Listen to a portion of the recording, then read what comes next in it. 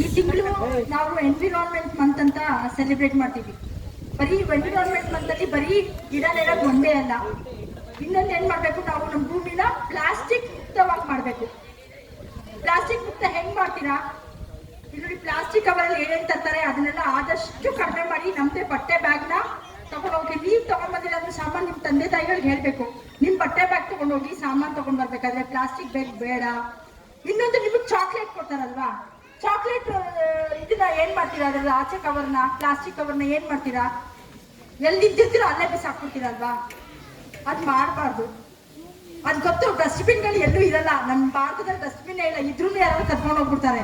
So ಏನ್ ಮಾಡಕ್ಕಾಗುತ್ತೆ, ನಾವು ಅದನ್ನ ನಾವು ಹೇಳಕ್ಕೆ ಆಗಲ್ಲ. ಡಸ್ಟ್ಬಿನ್ ಹಾಕಿದ್ರೆ ಪಾಪ ನೀವು ಡಸ್ಟ್ಬಿನ್ ಹುಡ್ಕೋದ್ರೆ ಟೈಮ್ ವೇಸ್ಟ್ ಆಗ್ಬಿಡುತ್ತೆ. ನಿಮ್ ಜಾಬಲ್ಲಿ ಇಟ್ಕೊಂಡ್ಬಿಡೋದು ಅಷ್ಟೇ. ಚಾಕ್ಲೇಟ್ ಬಿಚ್ತೀರಾ, ಚಾಕ್ಲೇಟ್ ಸಿಪ್ಪೆನ ಜಾಬಲ್ಲಿ ಇಟ್ಕೊಳ್ಳೋದು, ಮನೆಗೆ ಬಂದ್ಬಿಟ್ಟು ಮನೇಲಿರೋ ಡಸ್ಟ್ಬಿನ್ ಹಾಕೋದು, ಆಮೇಲೆ ಕಾರ್ಪೊರೇಷನ್ ಅವರು ಎತ್ಕೊಂಡು ಹೋಗ್ತಾರೆ. ಆಯ್ತಾ?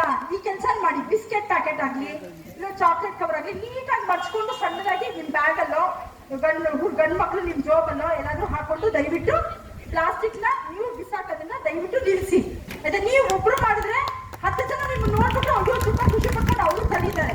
ಆಯ್ತಾ? ಇದೊಂದು ಕೆಲಸನ ನಾನು ಒಬ್ರು ಲೇಡಿ ಬಂದಿದ್ರು ಸ್ಕೂಲಲ್ಲಿ ಹೇಳಿದ್ರು ಅಂತ ಜ್ಞಾಪಕ ಇಟ್ಕೊಂಡು ಮಾಡಿ. ಆಯ್ತಾ? Okay, thank you.